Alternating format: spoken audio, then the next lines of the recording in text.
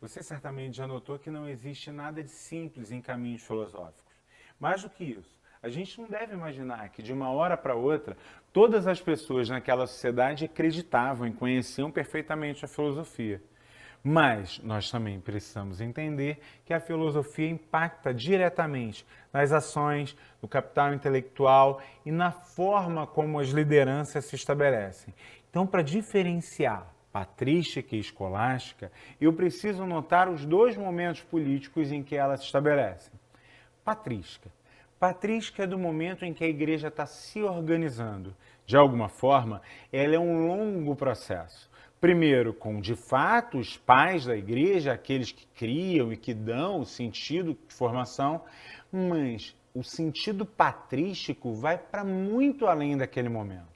Durante a Idade Média, quando eu falo em patrística, eu estou falando de toda uma herança que consolida coisas que para a gente são muito comuns na religião, mas não era uma realidade. A ideia do domínio do texto bíblico, a ideia da salvação, a ideia de que algumas lideranças devem nos levar, nos conduzir à salvação. O princípio patrístico, que é utilizado durante a maior parte da Idade Média, ele é neoplatônico. Ele utiliza elementos de Platão reorganizados e repaginados por Agostinho de Hipona. Qual é a lógica? Todos nós precisamos de uma condução. Todos nós, para obter a salvação, precisamos em quem nos apresente o caminho. Qual é o princípio máximo disso na religião? A presença de Jesus representa o estabelecimento da luz, do Christus e do caminho. Ninguém vai ao Pai senão por mim.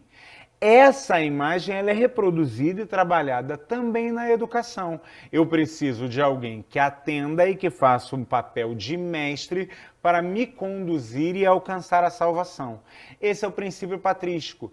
Qual o elemento mais fundamental para o princípio patrístico? Se alguém precisa me conduzir, eu preciso trazer a palavra. E a palavra é difícil. Por isso o trivium, por isso as bases relacionadas ao trivium como forma de te levar, a dialética como forma de alcançar a verdade. Esse elemento é a base da patrística. O que acontece para eu ter um outro movimento como a escolástica e por que a escolástica é entendida como uma ruptura? Escolástica é justamente um termo que começa com um pejorativo. As pessoas entendiam como escolinha, escolas urbanas.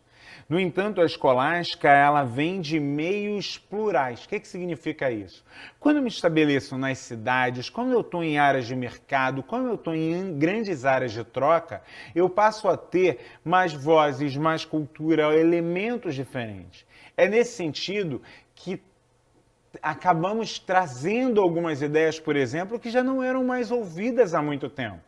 A recuperação de Aristóteles, que vem da Península Ibérica e que traz da Península Ibérica, da tradução do árabe, essa percepção, muda o sentido da razão. Ao invés de eu imaginar uma busca pela salvação, eu passo a trabalhar como o princípio da salvação por uma operação racional. Sim, meus caros, um racionalismo cristão, mas uma operação racional. É a ideia aristotélica de que tudo tem uma essência. E se você quiser perceber, atingir o conhecimento verdadeiro, você precisa superar cada uma das camadas para atingir a essência. Essa essência, obviamente, ela é divina. Deus é a essência de nós, enquanto seres humanos, como criatura. Logo, a busca pelo saber e a valorização contínua do saber é o processo que nos forma enquanto essência. E é nesse princípio da essência que se estabelece a escolástica. Logo, eu vou buscar a divindade pode ser sentida, a educação é um processo de condução, lá na patrística, na escolástica. A educação é um processo de introspecção, é um processo de absorção, de junção, de reconhecer os nossos elementos e transformar esses elementos.